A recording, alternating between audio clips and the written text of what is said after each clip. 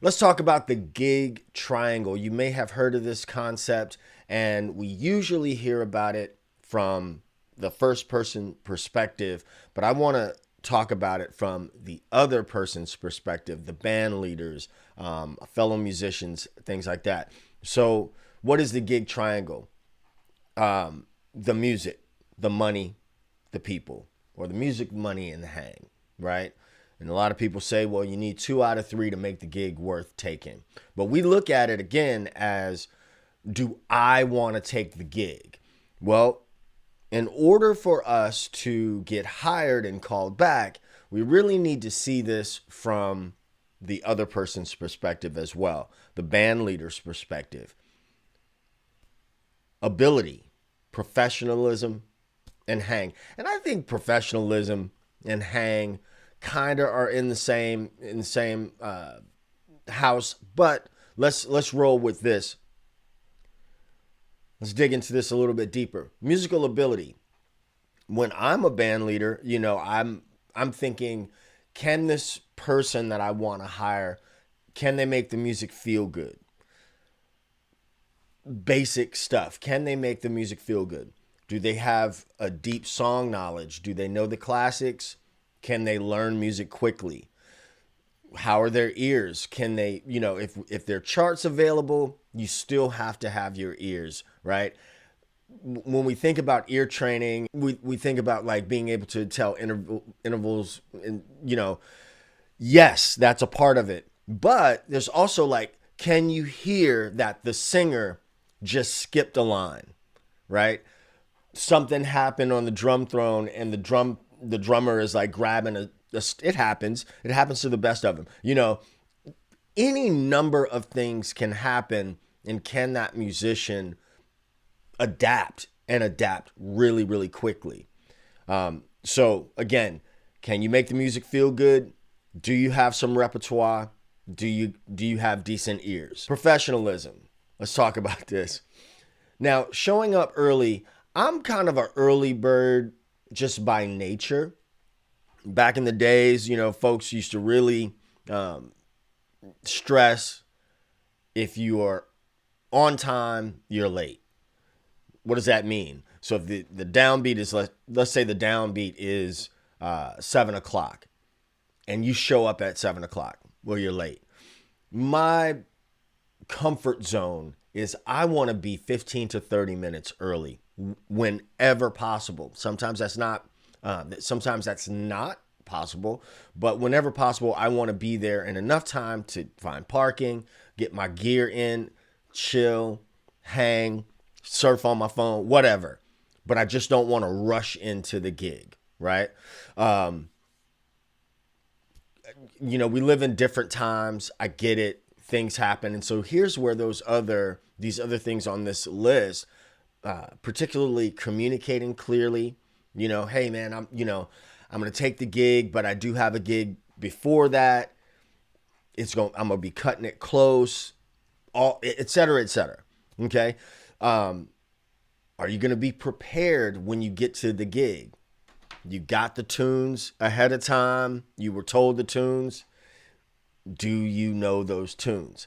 And all of that falls under the, respecting the gig, professionalism, respecting the gig. I will, one of my little running jokes is I know 100% of the songs that you sent me. If a band leader sends songs, they want you to know those songs. End of story. The hang.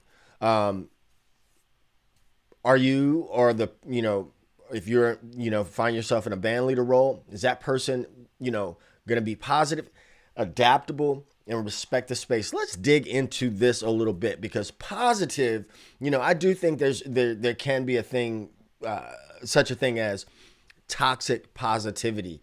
I am not a naturally kind of smiley person all the time. I can be sometimes, depending on what kind of mood I am. But I can be also very middle of the road.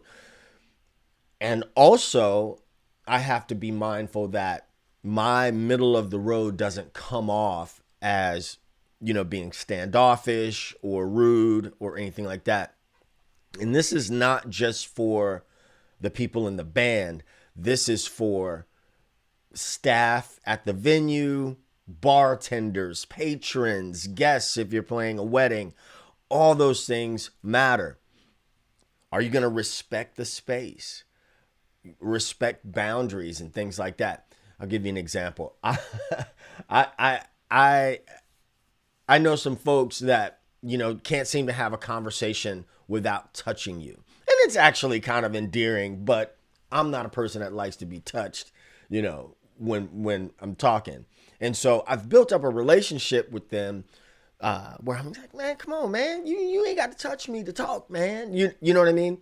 But how we communicate our discomfort or dislike for something matters. And I'm going to say this right now. We all fall short from time to time.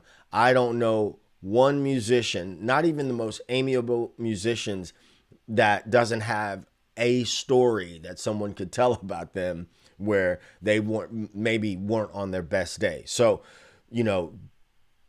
don't get wigged out if you've had some shortcomings. It happens. Now, check this out. Let's look at this whole gig triangle thing in action from the other person's perspective, the band leader's perspective. We got Nosferatu here on the left.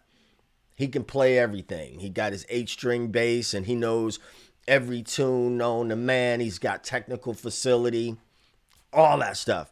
But I mean, you're going to get your soul sucked out of you, being around this dude. And then there's Jerome. He looks like a Jerome to me. You got Jerome on the right. He looked like he got a 401k. Teeth are white. Okay, I'm being silly. You get my point. May not be as technically proficient as my man Nosferatu over here, but he's going to be solid. He's going to show up on time. He's going to know the tunes, and he's not going to be a drag to hang around. He's going to be all of those things. And so who's going to get the calls 99.999% of the time? You guessed it. Jerome is going to get those calls. So here's some homework for you, and it ain't going to be easy homework. It's not going to be easy homework because you might have to face some things that you don't like. We all have to do that.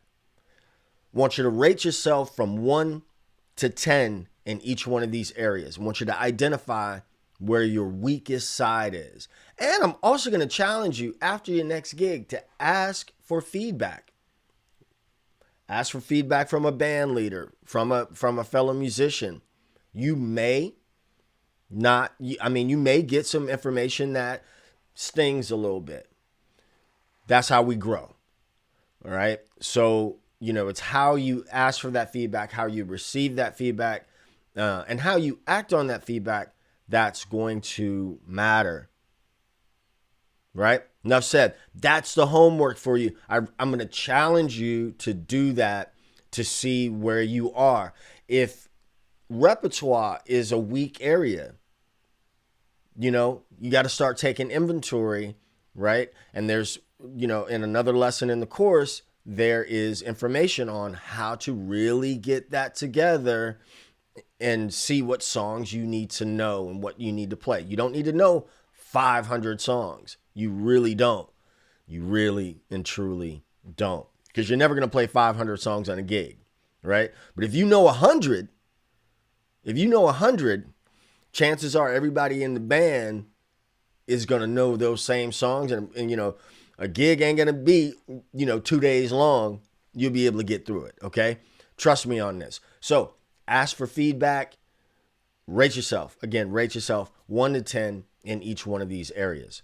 You're going to get more calls if you master your repertoire, your playing, and showing up like a pro, just being somebody that people want to hang around.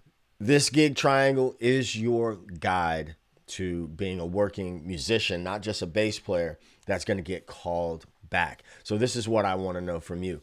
I want to know from you your stories, the good, the bad, the ugly. Drop them down in the comment section around this video. I want to know all the stuff. because each one teach one. You have a story that's going to help somebody else, and that somebody else could even be me.